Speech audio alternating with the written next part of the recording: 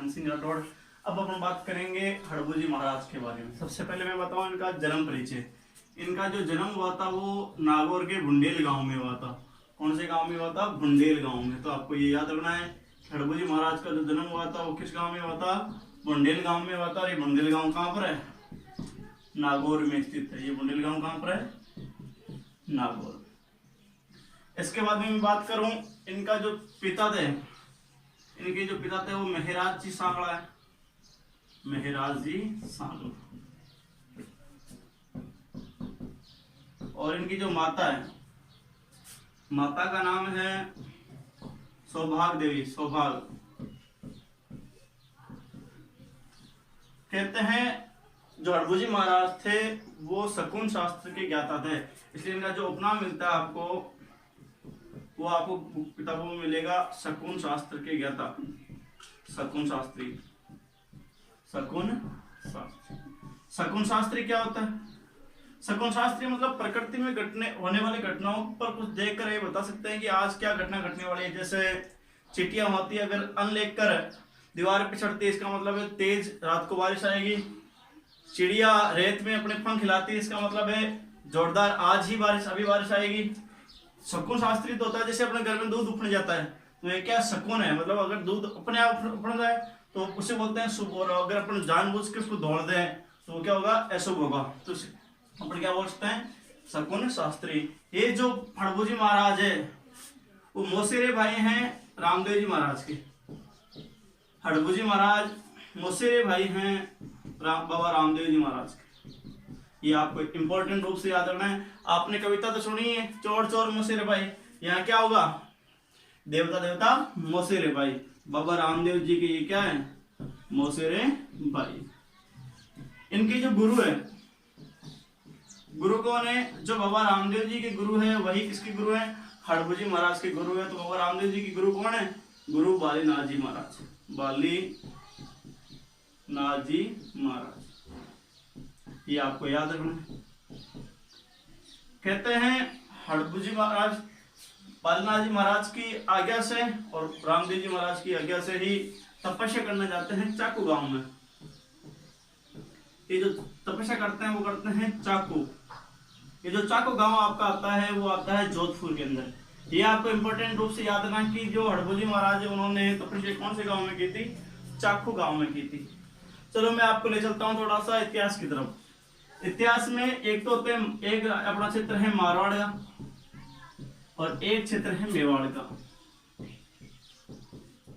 मारवाड़ के क्षेत्र के जो राजा जो थे वो थे राव जोधा, और जो मेवाड़ के थे वो थे राणा कुंभा या राणा सिसोदिया भी, आप कुंभा सिसोदिया भी आप इनको बोल सकते हो। कहते हैं राणा कुंभा ने मारवाड़ के संपूर्ण क्षेत्र पर अपना आधिपत्य था। तो इनके पास कुछ था नहीं, इन्होंने बहुत सारे युद्ध लड़े लेकिन सब हार जाते हैं। तो एक बार क्या हुआ, ये रात में किसी जाटनी के घर पे रुके हुए थे। किसी जाटनी के घर पे रुके हुए, जाटनी मतलब जाट की जो पत्नी होती है उसके घर पे रुके। तो कहते हैं उस जाट ने इनको खिचड़ा खिलाया। खिचड़ा खिलाया तो खिचड़ा होता क्या है आप सब जानते हो। मारवाड़ी क्षेत्र में जो भोजन होता है खिचड़ा थाली में परोसा जाता है, उसमें लुणिया जो घी होता है, घी का जो पहला वाला भाग होता है उसमें परोसा जाता है। तो कहते हैं थाली पुरस्यो खींचड़ो, थाली परस्यो खींचड़ो ज्यों भारत रो मैदान, थाली परस्यो खींचड़ो ज्यों भारत रो मैदान, हिमालय सु घी दरियो दरिया सु नदियान। मतलब कहते हैं ये जो थाली होती है उसके अंदर क्या परसा हुआ है? खींचड़ा परसा हुआ है। क्या परसा हुआ है? खींचड़ा। ये खींचड़ा किसके समान है? भारत के मैदान के समान है। और इसके अंदर अगर अपन घी डाल देंगे तो ये लगेगा आपके हिमालय पर्वत के जैसे, जैसे बर्फ की शिलाएं लगी। और जब वो गरम गरम खींचड़े ऊपर घी रखेंगे तो जो धारियां निकलेगी वो किसके समान निकलेगी? नदियों के समान निकलेगी। तो ये खींचड़ा होता है, राजस्थान में बहुत फेमस है। और कहते हैं जाटनी राव जोधा को कहती है कि आप हड़बू जी महाराज की शरण में जाओ, उनको वो अगर उनके आशीर्वाद से ही आप मारवाड़ के क्षेत्र पे अपना आधिपत्य जमा सकते हो। तो कहते हैं राव जोधा हड़बू जी महाराज के पास जाते हैं। राव जोधा किसके पास जाते हैं? हड़बू जी महाराज। और कहते हैं हड़बू जी महाराज ने राव जोधा को एक कटार भेंट की थी। ये आपको इंपॉर्टेंट रूप से याद रखनी है। हड़बू जी महाराज ने राव जोधा को क्या भेंट की? कटार भेंट की। और कहते हैं तुझे कल शाम तक बिना खून बहे, बिना कुछ युद्ध लड़े ही तेरे को क्या मिल जाएगी, मारवाड़ का जो क्षेत्र है वो तेरे को मिल जाएगा।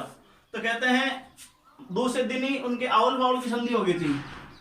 आउल बाउल की संधि, दूसरे दिन की संध्या के समय आउल बाउल की संधि हो गई थी राव जोधा और राणा कुंभा के बीच। मैं आपसे ये प्रश्न कमेंट में मांगता हूँ कि आउल बाउल की संधि हुई कब, वो आप डेट मुझे आप कमेंट में बताओगे, ठीक है। आउल बाउल की संधि किसकी मध्यस्थता से हुई थी, तो वो आपको याद रखना है, हंसाबाई जो राणा कुंभा की दादी सा थी, हंसाबाई के सहयोग से ही आउल बाउल की संधि होती है, ये आपको याद रखना है।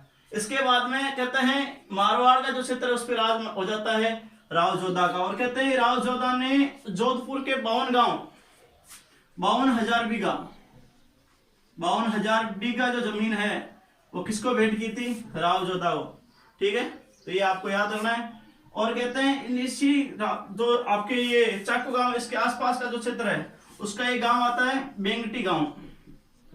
बेंगटी गांव के अंदर इन्होंने अपना मंदिर बनवाया, वहां इन्होंने तपस्या करने लगे बाद में। और कहते हैं जब बाबा रामदेव जी सन्यासी हो गए, समाधि ले ली, तो 7 दिन के बाद में हड़बू जी महाराज को दर्शन दिए। किसको दर्शन दिए, हड़बू जी महाराज को दर्शन दिए। और कहते हैं हड़बू जी महाराज को रामदेव जी ने 2 चीजें भेंट की थी। जो उनको पंचपीर जो आपके पीर आए थे मक्का मदीना से, उन्होंने रामदेव जी को भेंट की थी। समाधि के बाद में रामदेव जी ने भेंट किसको कर दी, हड़बू जी की। तो 2 चीजें क्या भेंट की, एक तो भेंट की कटोरा, ये याद आपको रखना है कि कटोरा भेंट गया। और दूसरी जो चीज थी वो थी छड़। कटोरा का जो नाम मिलता है अपन को वो मिलता है रतन कटोरा, ये आपको इंपॉर्टेंट रूप से याद रखना है, रतन कटोरा। और जो छड़ है, छड़ का जो अपन को नाम मिलता है वो मिलता है सुवन चुटिया, सुवन चिटिया, सुवन चिटिया। कहते हैं रतन कटोरा और सुवन चिटिया की सहायता से हड़बू जी महाराज ने जो जोधपुर के आसपास का जो क्षेत्र था, पोखरण, रुणिजा, जैसलमेर, जोधपुर, इन क्षेत्रों में लोगों का अपने कहते हैं लोगों को रक्षा की, लोगों की सहायता की। कटोरे की सहायता से लोगों में धन बांटा, छड़ की सहायता से जो सूखा मैदान था उसको हरा कर दिया, हरा भरा कर दिया। और कहते हैं जो अपने हड़बू जी महाराज थे उनके पास एक बैलगाड़ी थी। ये इस बैलगाड़ी के अंदर धान ले जाते और पूरे गांव के अंदर अपने पास एक धान का कटोरा रखते थे। इस कटोरे से पूरे गांव की सहायता करते थे काल के समय। इस बैलगाड़ी का जो नाम मिलता है अपन को वो मिलता है सियार। सिया, क्या नाम मिलता है, सिया।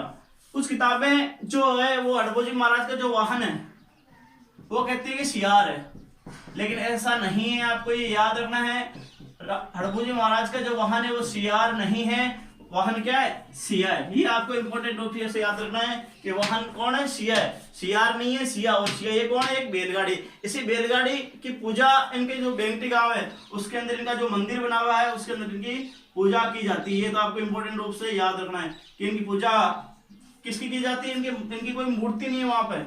इस मूर्ति क्या रखी हुई है, बैलगाड़ी रखी हुई है। बैलगाड़ी जो रखी है उस बैलगाड़ी का नाम क्या है, सिया। और ये इसका क्या आता है, वाहन आपको देखने को मिलता है। ये चीजें आपको इंपॉर्टेंट रूप से याद रखनी है कि इनका जन्म कौन से गांव में हुआ, बोंडेल गांव, नागौर जिले में आता है। इनके जो पिता थे मेहराज जी सांगड़ा, ये सांगड़ा वंश के थे, पंवार जाति के, पंवार राजपूत है। ये कौन है, पंवार राजपूत। ये आपको इंपॉर्टेंट रूप से याद रखना है कि हड़बू जी महाराज किस राजपूत वंश से संबंधित है। पंवार जितने भी अपने लोक देवता हुए हैं जो पंचपीर हुए हैं, पाबू, हड़बू, रामदेव, मंगलिया, मेहरा, 500 देव पधारे जो गोगा जी गेहा, ये 500 पीर किस वंश से संबंधित है, राजपूत वंश से संबंधित है। और जो हड़बू जी महाराज है वो आपको पंवार वंश से आपको मिलेंगे। इनकी जो माता थी वो कौन थी, सौभाग देवी थी। इनका उपनाम जो आपको देखने को मिलता है वो मिलता है शकुन शास्त्री। ये आप चमत्कार के देवता भी आप इनको बोल सकते हो क्योंकि चमत्कारी थे। इसके बाद में मैं बात करूं इनके मौसेरे भाई।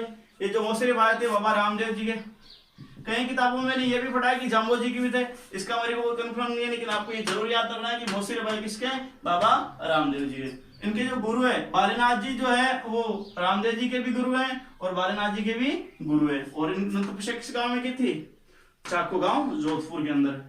और इनका मंदिर कहां पर है, प्रमुख मंदिर बेंगटी गांव के अंदर इनका प्रमुख मंदिर है जहां इनकी बैलगाड़ी की पूजा होती है। इस बैलगाड़ी का नाम क्या मिलता है, सिया। कहते हैं इसी बैलगाड़ी को खुद खींचते थे और एक पंगु गाय के लिए चारा लेके आते थे।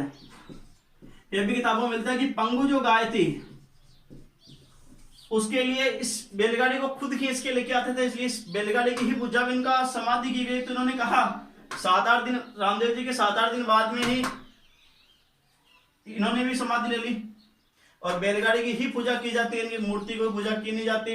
राणा कुंभा को इन्होंने सॉरी जो अपने मारवाड़ के राजा था राव जोधा, इनको क्या भेंट की थी, इनको जो भेंट की वो थी कटार, और कहते हैं खाने को चने भी दिए थे और कहा था कि तू जितने क्षेत्र में जाएगा उतना राज तेरा हो जाएगा। तो ये चीजें आप सबको याद रखनी है। जय हिंद जय भारत। अगर आपको ये वीडियो पसंद आया है तो ज्यादा से ज्यादा लाइक करें, शेयर करें, सब्सक्राइब करें और कमेंट में जय हिंद जय भारत जरूर लिखें। धन्यवाद।